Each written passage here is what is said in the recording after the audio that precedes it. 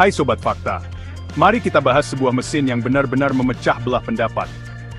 Tesla Cybertruck. Saya ingat malam saat itu diperkenalkan. Itu terjadi pada bulan November 2019. Dunia sedang menonton. Elon Musk, seorang pria yang ingin tinggal di Mars, akan menunjukkan kepada kita idenya tentang truk pickup. Kita semua mengharapkan sesuatu. Listrik. Sesuatu yang sedikit berbeda. Itu adalah momen yang membuat seluruh industri otomotif dan bahkan seluruh internet berhenti dan menatap. Itu adalah teater otomotif murni, belum pernah kita lihat dalam beberapa dekade. Apa yang muncul di bawah sorotan lampu bukan hanya truk baru, itu terlihat seperti baru saja keluar dari film fiksi ilmiah tahun 80-an. Film seperti Blade Runner, mungkin.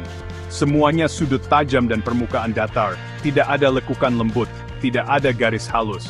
Seolah-olah seorang anak diminta menggambar mobil hanya dengan penggaris. Penonton campur aduk antara keheningan yang terkejut dan tawa gugup. Apakah ini lelukon? Apakah ini mobil konsep yang tidak akan pernah melihat cahaya hari? Musk, dengan senyum khasnya, meyakinkan semua orang bahwa ini adalah barang asli. Ini adalah masa depan truk pickup, menurutnya. Presentasi itu sendiri adalah tontonan murni. Musk ingin menunjukkan betapa tangguhnya ciptaan barunya. Dia membawa palu godam. Dia meminta kepala desainernya, seorang pria yang sangat berani bernama Franz von Holzhausen, mengayunkannya ke pintu. Thwack, tidak ada penyok, penonton bersorak. Ini adalah hal yang mengesankan, tampaknya tidak bisa dihancurkan.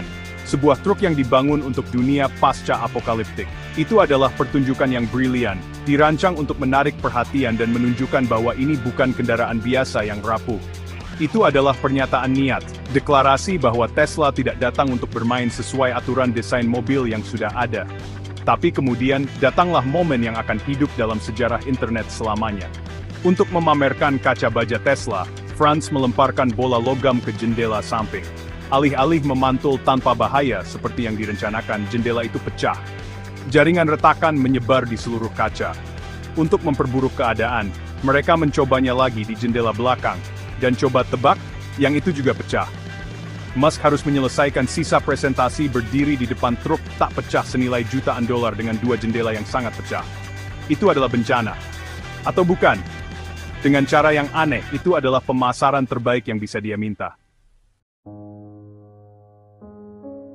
Jadi, sebenarnya terbuat dari apakah mesin aneh ini? Fitur yang paling mencolok, selain bentuknya yang seperti penahan pintu, adalah bodinya. Ini tidak terbuat dari baja atau aluminium seperti Ford atau Toyota biasa Anda. Tidak, ini terbuat dari sesuatu yang disebut baja tahan karat Ultra Hard 30X Cold Rolled. Ini adalah jenis bahan yang sama yang mereka gunakan untuk membangun roket. Itulah mengapa tidak penyok ketika dipukul dengan palu godam. Musk mengklaim itu anti peluru terhadap jenis tembakan senjata ringan tertentu, yang berguna jika Anda tinggal di lingkungan yang sangat keras, atau berencana untuk menyerang negara kecil. Logikanya sederhana, mengapa mengecat mobil jika logam itu sendiri adalah hasil akhir? Pilihan bahan ini adalah seluruh alasan di balik desainnya yang sangat-sangat aneh. Anda tahu, Anda tidak bisa mencetak baja tahan karat ultra keras ini menjadi bentuk-bentuk melengkung yang indah dari mobil biasa. Logamnya terlalu kuat, itu akan merusak mesin pencetak. Satu-satunya cara untuk membentuknya adalah dengan melipatnya. Itulah mengapa Cybertruck terlihat seperti dibuat menggunakan origami. Ini adalah desain yang lahir dari kebutuhan rekayasa, bukan dari sketsa seorang seniman. Ini adalah kumpulan bidang datar dan sudut tajam yang tak kenal ampun. Ini adalah fungsi di atas bentuk yang dibawa ke ekstremnya yang paling mutlak, paling logis, dan beberapa orang akan mengatakan, absurd. Sekarang bandingkan ini dengan hampir semua truk pickup lain di jalan saat ini. Ford F-150, Ram 1500, Toyota Hilux. Semuanya terlihat seperti truk. Mereka memiliki kabin terpisah dan bak terpisah. Mereka memiliki sudut membulat untuk membantu aerodinamika dan keselamatan pejalan kaki. Mereka memiliki cat.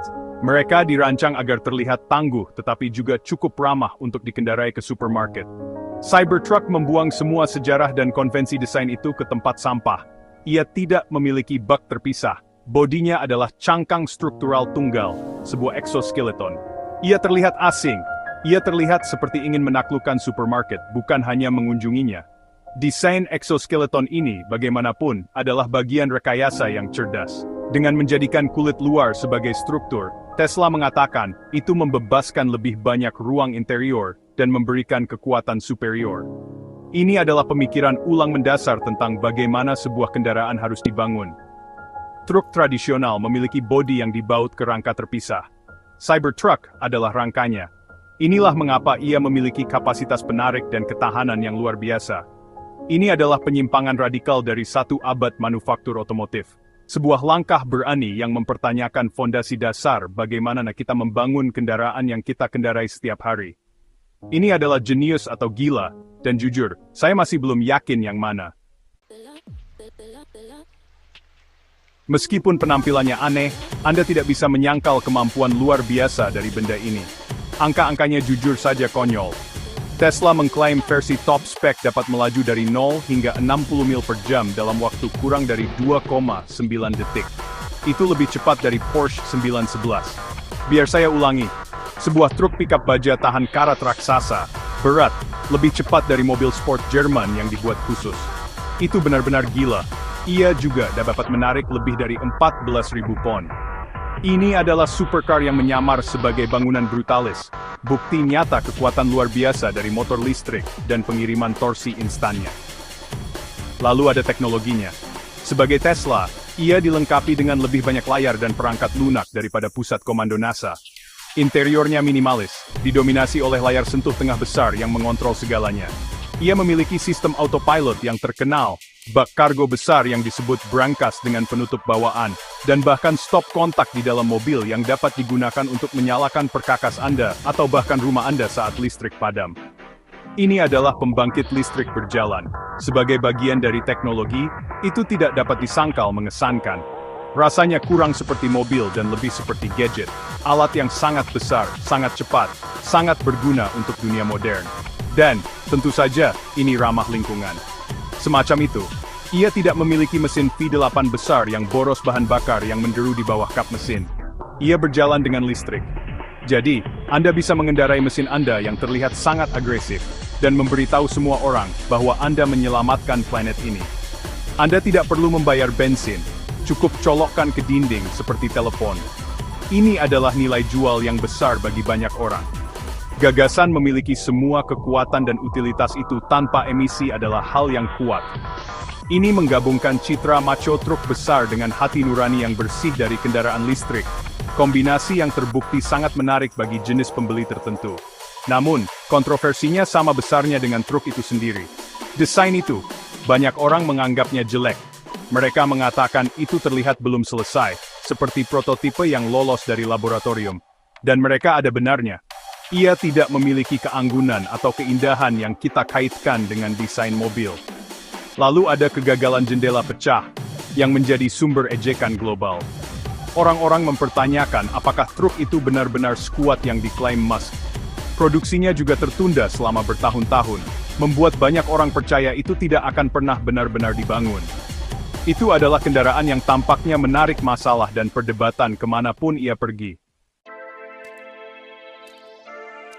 Reaksi publik dulu, dan masih, benar-benar terpecah. Di satu sisi, Anda memiliki penggemar berat Tesla dan penggemar teknologi. Mereka melihat Cybertruck sebagai mahakarya. Mereka melihatnya sebagai langkah maju yang berani, perlu, penolakan berani terhadap desain mobil yang membosankan dan berulang.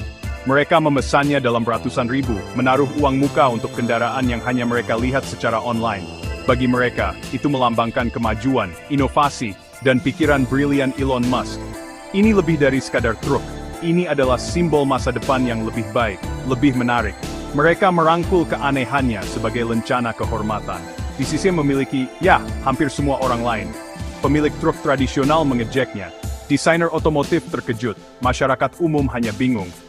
Meme membanjiri internet, membandingkannya dengan segalanya, mulai dari penahan pintu, hingga grafik video game poligon rendah dari tahun 90-an.